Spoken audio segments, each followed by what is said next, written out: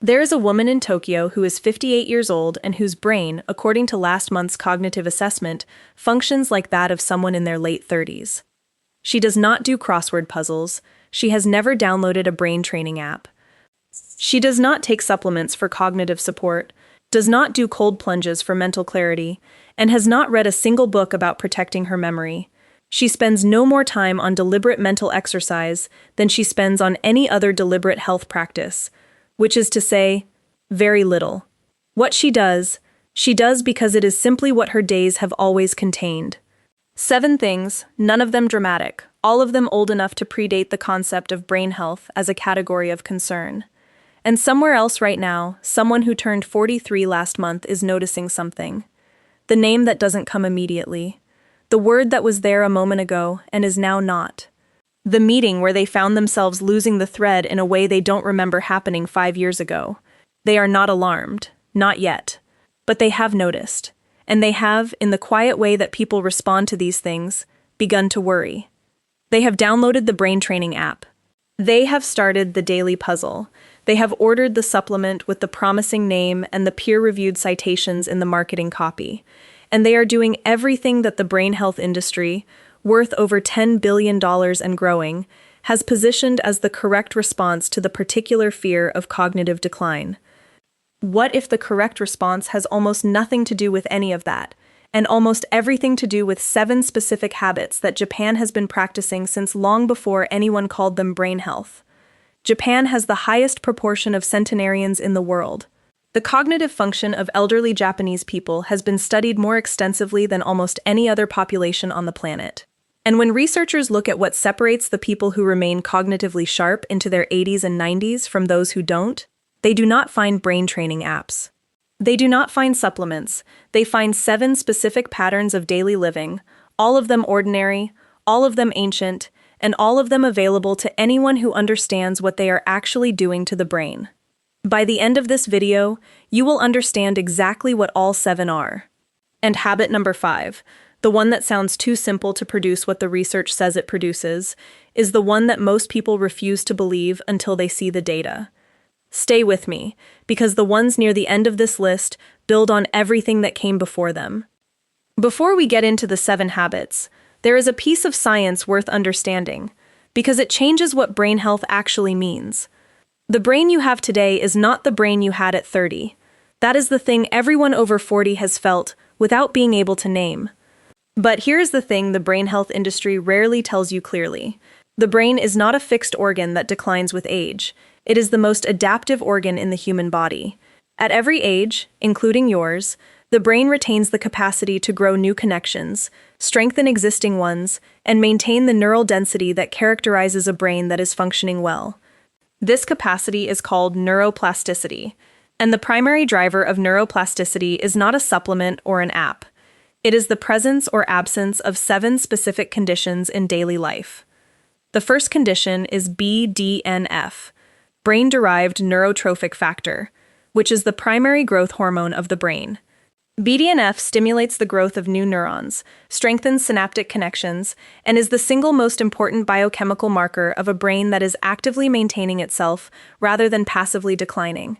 And BDNF is produced in response to a very specific set of stimuli that appear, with remarkable consistency, in the daily habits of cognitively robust elderly Japanese people.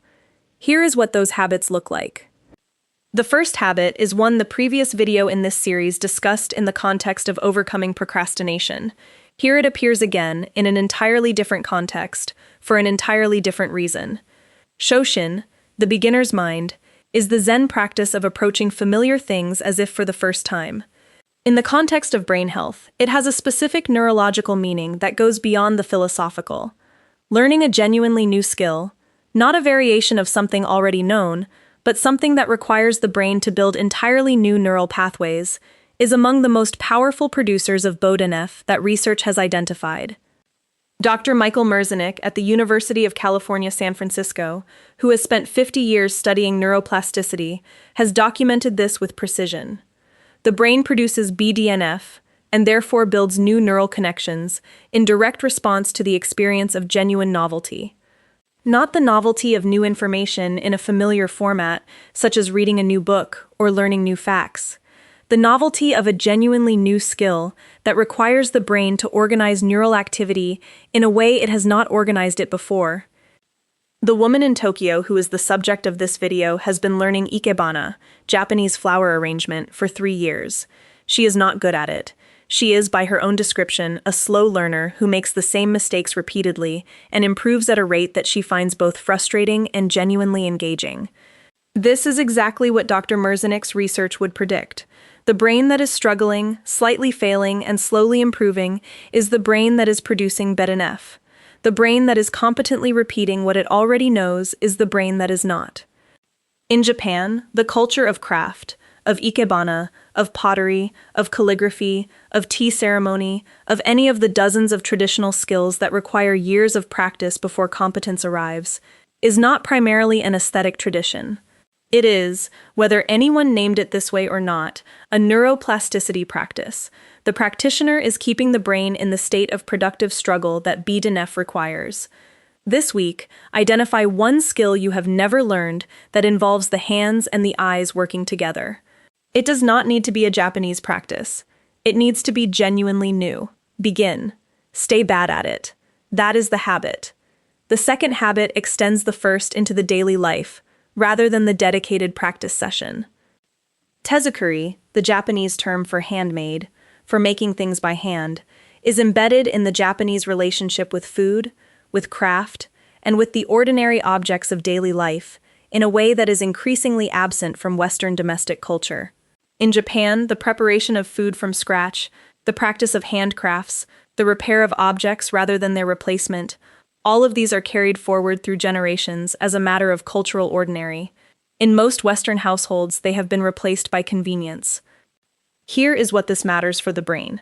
Dr. Kelly Lambert at the University of Richmond has documented what she calls effort-based rewards, the neurological mechanism by which the completion of a physical task using the hands produces a specific dopamine response that mental tasks and passive consumption cannot replicate. The hands-brain circuit, the extensive neural real estate devoted to fine motor control in the prefrontal cortex and cerebellum, requires regular activation to maintain its efficiency. And the maintenance of that efficiency, Lambert's research suggests, is directly correlated with the protection of adjacent brain regions from age-related decline. Put more simply, the brain that regularly uses its hands, that makes, repairs, tends, and builds, maintains a level of neural density that the brain which delegates all physical making to machines and convenience does not. The woman in Tokyo cooks from scratch every morning. Not because she has time or because she considers it a health practice, because cooking from scratch is what a morning breakfast has always been. The chopping, the measuring, the sequencing, the adjustment of temperature, the routine activates the same hands-brain circuit that Lambert's research documents as neuroprotective. Before her day has produced a single notable challenge, her brain has already done 30 minutes of the work that maintains it. The third habit is the one that surprises most people when they see the research, because it has nothing to do with exercise, diet, or any of the standard categories of brain health advice. Dr. Patricia Boyle at the Rush Alzheimer's Disease Center in Chicago has published one of the most significant findings in cognitive longevity research. In a study following over 900 adults over the age of 60, she found that people who reported a strong sense of purpose in life, defined as a stable, consistent feeling that their life has meaning and direction, had a 2.4 times lower risk of developing Alzheimer's disease than those who did not. Not a marginal difference, 2.4 times.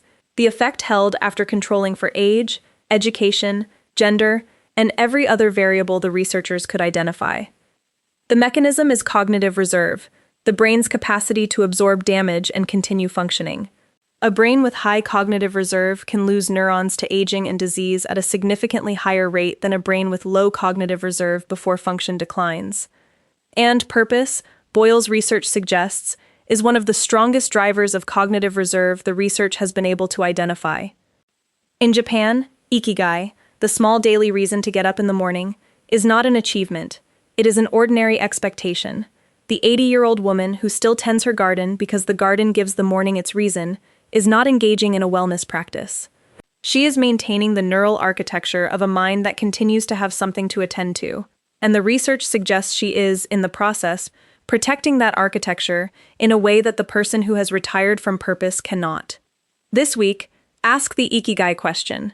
Not the grand version, not what is your life's calling, but the daily version. What is the one specific thing I am genuinely looking forward to tomorrow? Find it. Return to it every morning. The fourth habit is the one with the most research behind it, and the one that the brain health supplement industry has been trying, with limited success, to replicate in capsule form for decades. Shokuiku is Japan's food education philosophy, the cultural relationship with food as the foundation of health, rather than as a source of pleasure or convenience. In practice, it produces a diet that, from the perspective of brain health research, is almost precisely what the evidence would recommend if you were designing it from scratch. 3 components of the traditional Japanese diet are particularly significant. The first is fish, specifically fatty fish high in DHA, an omega-3 fatty acid that crosses the blood-brain barrier and is directly incorporated into the structural fat of brain cells. Research from the Framingham Heart Study found that people with higher DHA levels in their blood had significantly larger brain volume in old age and measurably better cognitive performance. Japan consumes more fish per capita than almost any other country. The second is fermented food, miso, tsukemono, natto, which feeds the gut microbiome, which the gut-brain axis research has linked directly to cognitive function. The gut produces approximately 90% of the body's serotonin and communicates directly with the brain through the vagus nerve. A depleted microbiome produces a different cognitive environment than a diverse one. The third is green tea. The catechins in green tea, specifically EGG, cross the blood-brain barrier and have been found in research at the Salk Institute to inhibit the accumulation of beta-amyloid plaques, the protein deposits associated with Alzheimer's disease. 3 to 4 cups a day, every day, across decades, is not a supplement strategy. It is the ordinary Japanese morning. She eats miso soup. She eats fish several times a week. She drinks green tea throughout the day. None of these are health decisions. They are simply food. This is the habit I told you about at the beginning, the one that sounds too simple to produce what the research says it produces. Here is the data. Dr. Kirk Erickson at the University of Pittsburgh ran a study in which adults over 60 were randomly assigned to either a walking group or a stretching and toning group. The walking group walked for 40 minutes 3 times a week at a moderate pace, not running, not intense exercise, walking. After 1 year, the researchers measured the hippocampus, the region of the brain primarily responsible for memory formation, and one of the first regions to show age-related decline. The stretching group showed the hippocampal shrinkage that is normal with aging. The walking group showed a 2% increase in hippocampal volume. 2%. Not a slowing of the decline, an actual increase in the size of the primary memory region of the brain, in adults over 60, from 40 minutes of moderate walking 3 times a week. The mechanism is BDNF. Aerobic exercise is the most powerful producer of BDNF that research has reliably identified, more powerful than any supplement, any cognitive training program, or any dietary intervention. And walking, specifically moderate walking at a pace that elevates the heart rate without making conversation difficult, is sufficient to produce a significant BDNF response. In Japan, the daily walk, sanpo, is not exercise. It is the walk to the station, to the market, to the shrine, to nowhere in particular. It is the way the morning is entered and the way the day is structured. The woman in Tokyo who walks 25 minutes to the station every morning and 25 minutes home every evening is not following a brain health protocol. She is going places in the way that people have always gone places, in a city designed for walking rather than driving, in a culture that never fully replaced the walk with the car. The walk is not the intervention. The walk is what a day has always contained.